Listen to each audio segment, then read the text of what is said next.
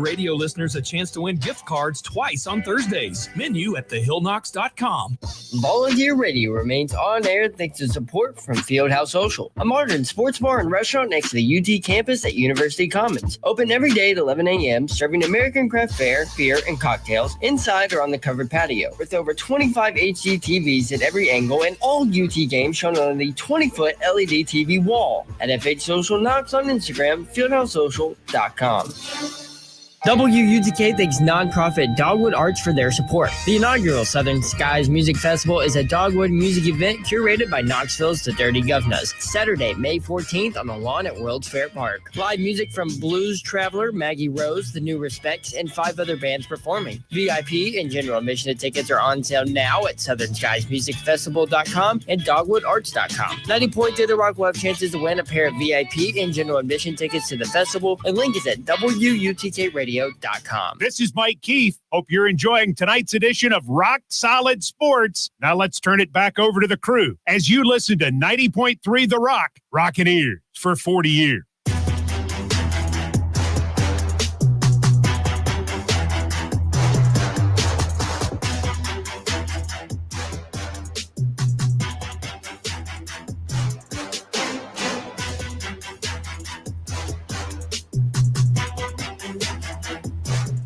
All right, we are back to Monday night's Rock Solid Sports. We're going to talk about some Vols basketball here because we have to talk about the Arkansas game that happened this week.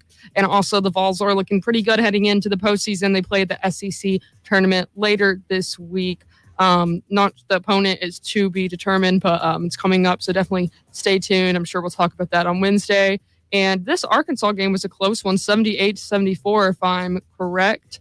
And the Vols won it, though, but it was super close. Definitely a highly competitive game between the Razorbacks and the Vols. So did you guys go to this game? Did you guys watch this game? And what are your thoughts? Yeah, Chloe. Sorry. Grant, you go ahead. Yeah, Grant, go ahead. How's Cool Beans, by the way? And tell us more about the ticket giveaway for the folks who have not heard about it yet. Cool Beans is absolutely amazing right now. Once again, I have got 2 sets of tickets to give away, one being a softball grouping, a ticket for against Austin P on March 8th, and then another set of tickets against for the men's baseball team against James Madison on March 9th. So those are the 2 tickets that I'm giving away. First come, first serve. Say hi to me as you walk in the door on your right at Cool Beans. But yeah, going over to the game, it was really hard to watch, not at first because we were crushing them in the first half, 50-29 going into halftime. But then in the second half, I mean, it was sort of a similar tale that we've heard all year long. We just came out lethargic and just indecisive on the court, not making the right reads and plays, and we let them all the way back into the game. Again, final score was 78-74, but Arkansas put up 45 points to our 28 in the second half, and we were very lucky to hold on to this one. It's been a problem all season, and this was just another example of it. I think the Vols showed incredible poise at the end, being able to hold on to the win and go undefeated in Thompson Bowling Arena, which is a huge feat. But it was not the prettiest game to watch for the second half, and it was. I don't know. I think we've got a good opportunity to go the distance, maybe even in the SEC tournament. But we just need to show a lot more consistency from start to finish of games, and not just for one period and then not there at all the next period. Yeah, before you guys get into talking about the game, I also want to say I also have Vols baseball tickets here in the studio. Call in at the end of the show. I have 6 games to Vols baseball versus James Madison this Wednesday. I'm giving them away at the end of the show right at 8. So definitely be sure to stay tuned. All right, so take it away. Do you all agree with what Grant said about Arkansas, and how are the Vols looking for the postseason? Yeah, Chloe, I was at the game because I went to cover the game, and it really was a tale of 2 halves. I mean, there's no doubt about it. Tennessee dominating, shooting the lights out. I think we could tell that Tennessee really wanted to get off to a hot start offensively, because the last matchup against Arkansas played suffocating defense. Volunteers struggled a lot to get any sort of open looks, and they were just not making shots. So they got some schemes together. They spaced the floor out. They got guys open on the perimeter, and when they took the shots, they made the shots this time. When this Tennessee team is making these shots consistently, they are so dangerous. And, of course, they got the shooters to make it. And they got Chandler, they got Ziegler, they got Vescovy. The problem is then they get really cold. I mean, the first half, three-point shooting was 75%. But then you knew that they couldn't shoot over 70% for an entire game. And it really showed in the second half. It was a huge drop-off. And shooting across the board was a huge drop-off. Forget just three-point shooting. Free throws, which this team has great free throw shooters. Kennedy Chandler himself is an incredible free throw shooter. But he struggled at the line. And I'm not sure what exactly the reason is. Just some of those shots just came up short at some point. And so they struggled across the board, not just from three, but overall field goal shooting and even the free throws. And that allowed Arkansas to just keep having chance after chance to come back. And Tennessee kept giving them chance after chance to come back. And they were turning the ball over, and Arkansas was getting good looks. And JT Note, incredible player. I think he finished with around 20 points. He's just a remarkable player. The other big difference, though, from this game to the last game is, fortunately, unlike in the last game, the referees were getting a lot of the charging calls wrong on Jalen Williams. Jalen Williams was faking charges. And what I loved was one of the early plays in the game, one of the Tennessee guards, I believe it was Kennedy Chandler, was driving to the basket, and Jalen Williams got out to get in front. He did the thing that he always tries to do, where he fakes like he's taking a charge.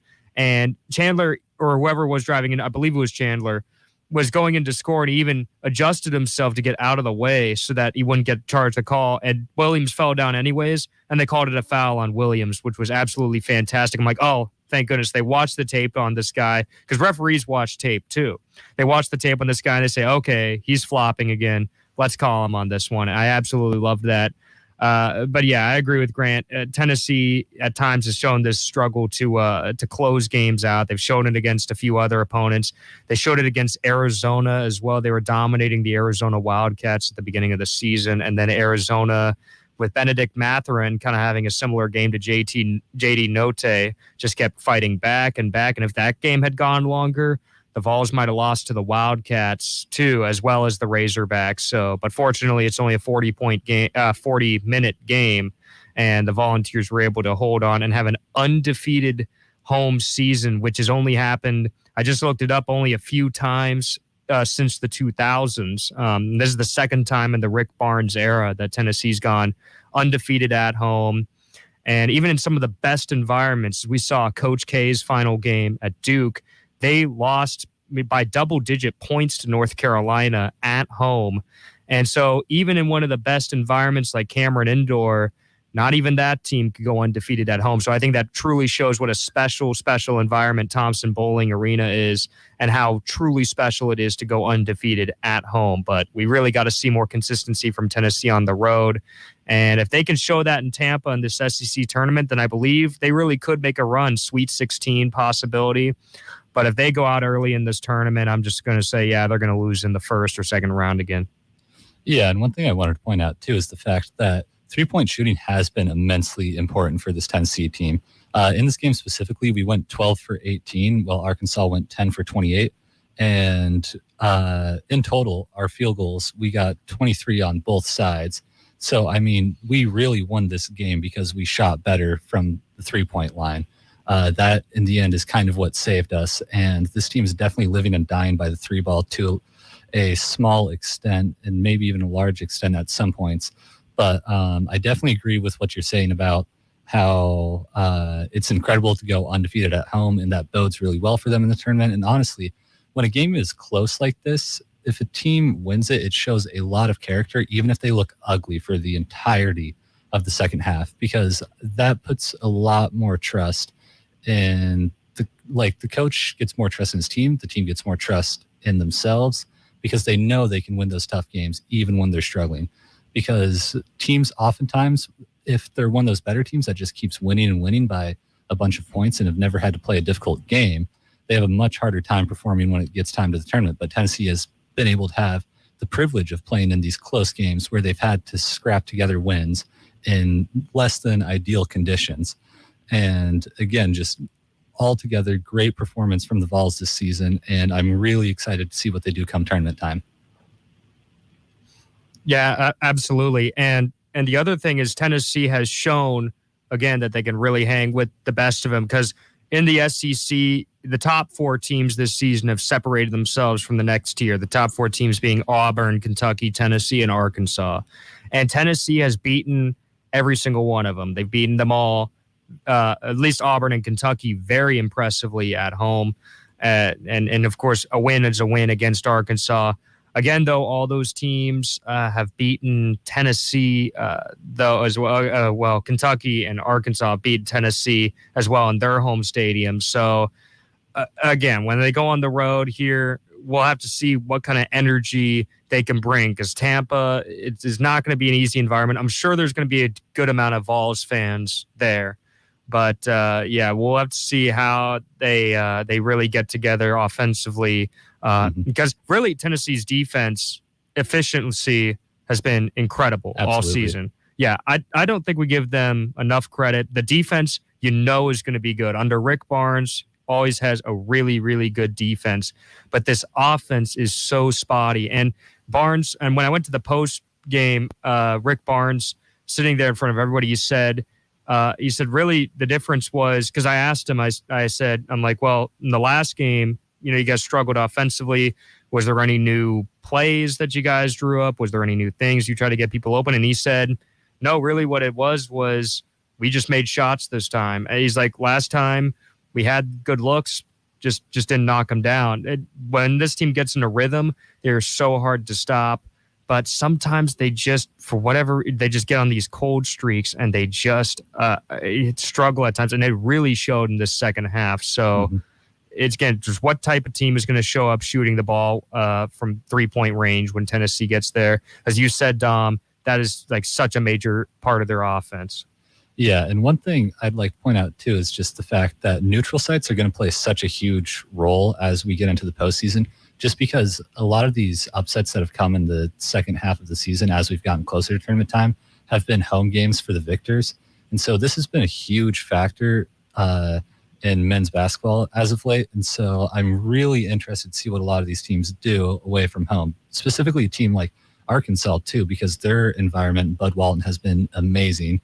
And going away from home, they haven't really seemed to pick up as many impressive wins. And Tennessee really hasn't picked up as many impressive wins away from home either. And so that's just been a huge part of college basketball as a whole. So I think this is going to be one of the harder tournaments to truly tell what teams are going to be able to do. Yeah, I absolutely. Nick Hill on StreamYard says, do you all believe that Tennessee should be a 2 seed? To be honest, honestly, it really depends on how highly you value. I think really why the reason why Tennessee is ranked so high is because they beat Arizona, honestly. And Arizona is a team that has been in and out of the 1 seed spot pretty much all season. So it kind of just depends on how highly do you value the Arizona win. And because with these other big wins, obviously, like Tennessee split their series against Kentucky, split their series against Arkansas.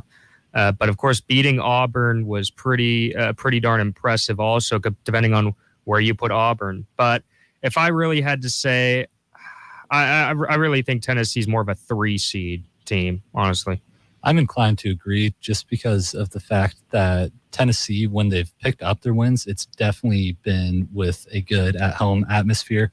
And so I think seeding's incredibly hard this season because the fact that at-home atmospheres have really begun to come into play again after sort of the whole Corona times. And that's just been immensely important. Also, one thing I wanted to mention, too, is that this Tennessee team is extremely guard-driven.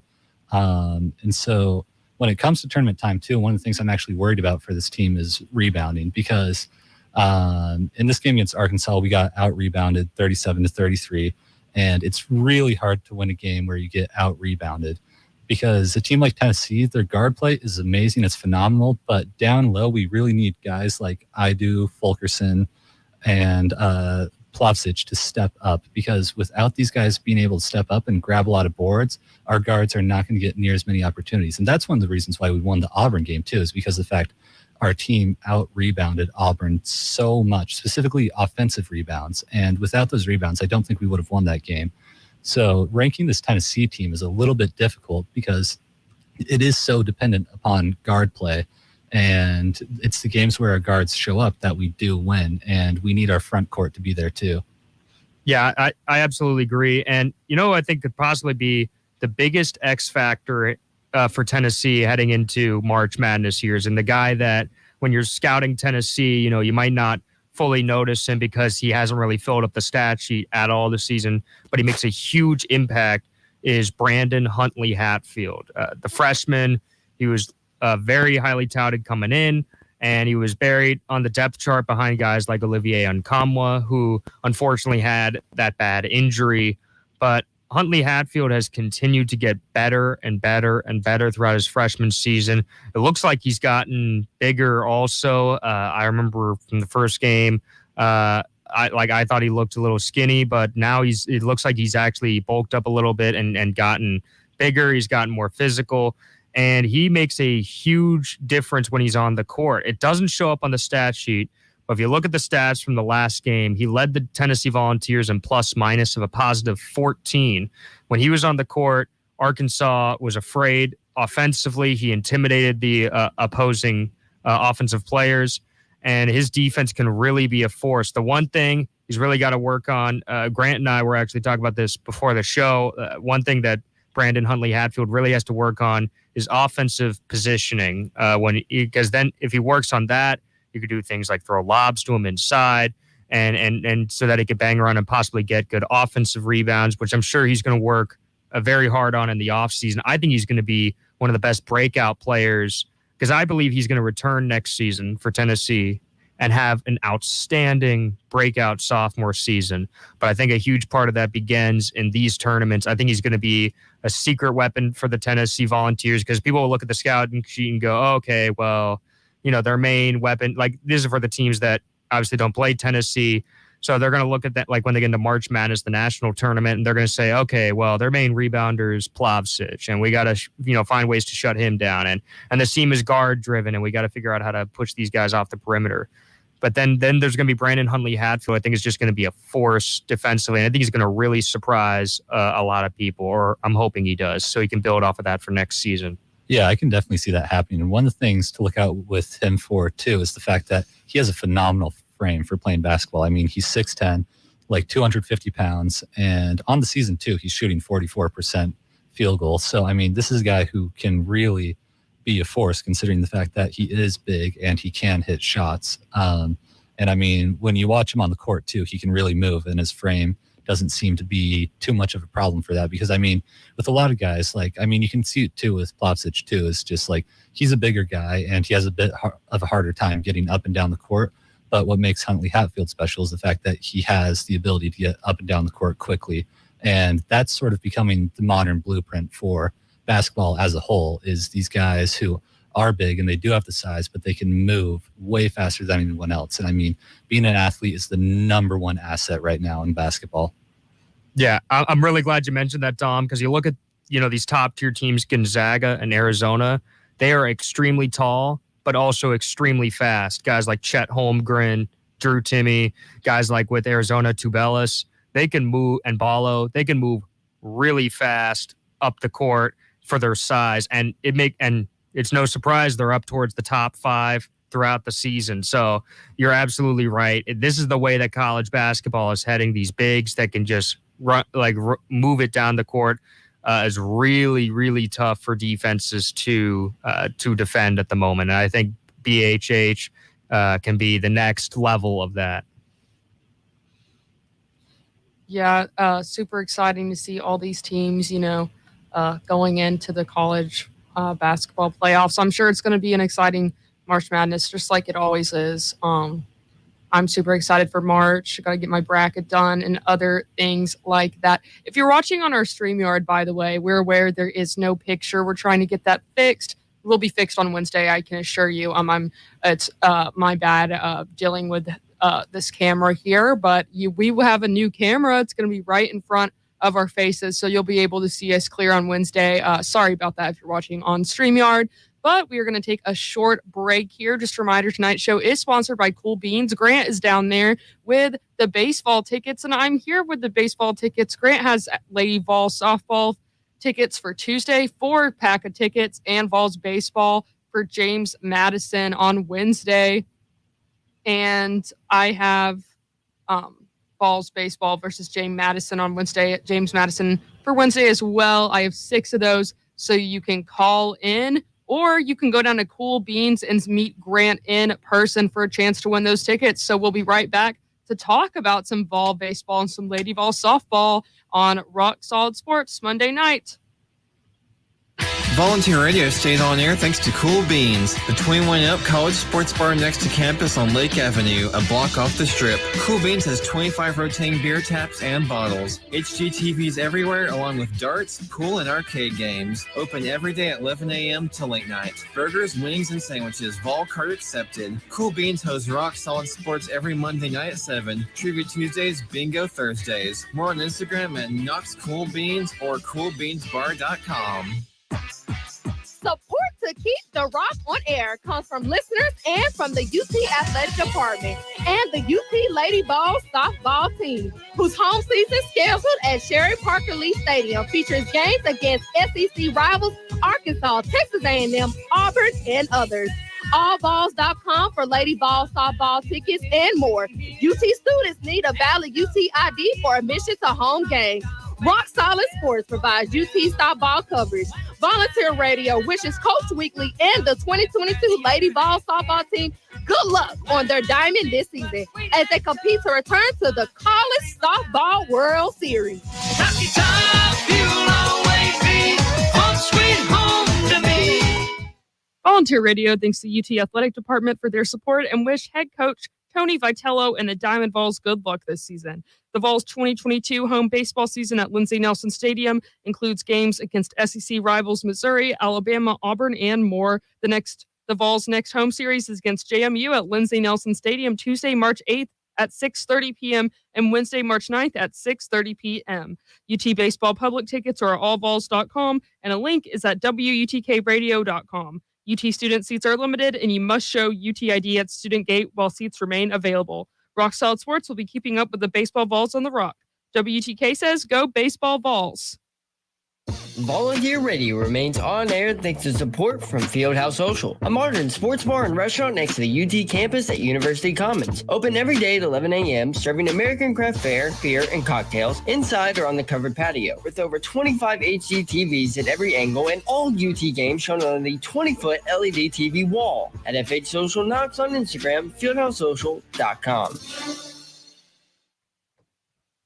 90.3 The Rock thanks the UT Athletic Department for their support. The 2022 Lady Vol softball season at Sherry Parker Lee Stadium features home games against SEC rivals Arkansas, Auburn, and more. The next home game for Lady Vol softball is against Austin P Wednesday, March 8th at 4 p.m. Tickets at allballs.com. A link and more is at wutkradio.com. UT student ticket info can be found at bigorangetics.utk.edu. Tune in to WTK's Rock Solid Sports every Monday, Wednesday, and Friday nights for more coverage. The Rock says, go Lady Vols.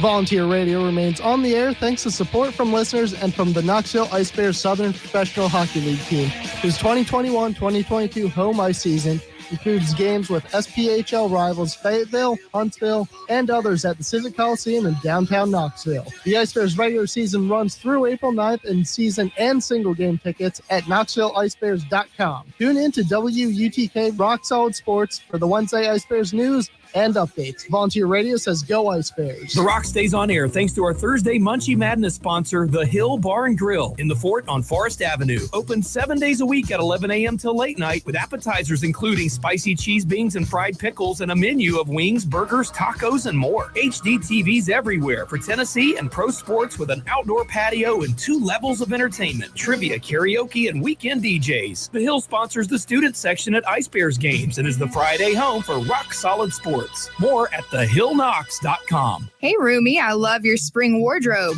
Thanks. No one has seen me in any of these clothes yet. Well, how did you afford all those? Have you not heard of the UT Free Store? No, what's that? It's a store on campus where UT students like us can shop at no cost for high-quality donated clothing and more. Cool, but I thought it was just a pop-up shop. Yes, but now the UT Free Store has a permanent location at 915 22nd Street. The grand opening is March 9th. WTK is going to be there from 4 to 6 p.m. Well, let's go before all the shorts and sandals are gone. The UT Free Store, 915 22nd Street. Grand opening March 9th with 90.3 The Rock.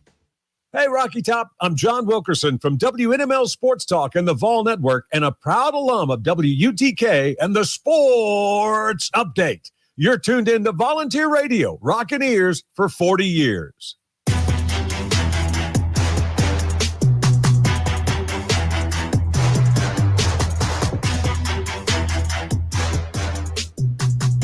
All right, everyone, welcome back to Rock Solid Sports on Monday night for our final segment. We're talking baseball, and lady ball softball because these two teams have been absolutely killing it, and there's a lot to talk about as baseball season and softball season is coming along here. So the Vols in baseball have been on kind of, a great run here. They've only had one loss to Texas so far, and then they've also had tons